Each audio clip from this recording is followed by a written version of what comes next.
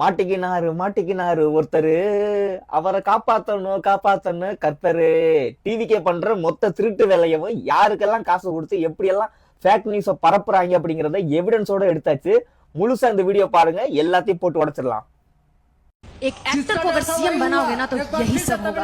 एक बार फिर से तमिलनाडु के सीएम ने ऐसा फैसला लिया है जिसमें सबको हिला के विजय थालापति का फैसला है कि किसी भी मंदिर में दान पेटी नहीं होनी चाहिए। दान पेटी होगी तो सिर्फ और सिर्फ स्कूल, कॉलेज और हॉस्पिटल में, क्योंकि पैसे की जरूरत भगवान को नहीं, स्कूल में बच्चों के लिए अच्छी शिक्षा और हॉस्पिटल में गरीब लोगों को होता है। ये बदलाव सिर्फ तमिलनाडु में, पूरे इंडिया में क्यों? अगर आप भी चाहते हैं आपके यहाँ का सीएम यही फैसला ले।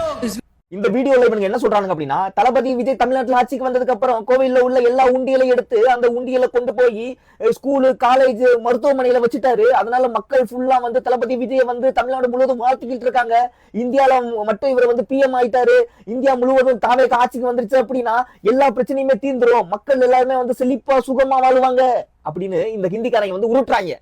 சரி, என்னடா இந்த அளவுக்கு உருட்டுறாங்களே அப்படின்னு சொல்லிட்டு நான் போய் இவங்க வீடியோ பார்த்தா, அந்த பொண்ணு போட்ட வீடியோ ஏறக்குறைய அந்த பொண்ணுக்கு 1.5 மில்லியன் ஃபாலோவர்ஸ் இருக்கு. அந்த பொண்ணு போட்ட வீடியோ ஏறக்குறைய 15 மில்லியன் போயிருக்கு. அதுக்கு லைக் மட்டுமே 1.5 மில்லியன் லைக் வந்திருக்கு. அதுக்கப்புறம் அந்த ஹிந்திக்காரர் போட்ட வீடியோ, அவருக்கு ஒரு 3,50,000 ஃபாலோவர்ஸ் இருக்கு. அவர் போட்ட வீடியோ 80 மில்லியன் பேர் பார்த்திருக்கான். லைக் மட்டுமே ஏறக்குறைய 5.5 மில்லியன் லைக் வந்திருக்கு.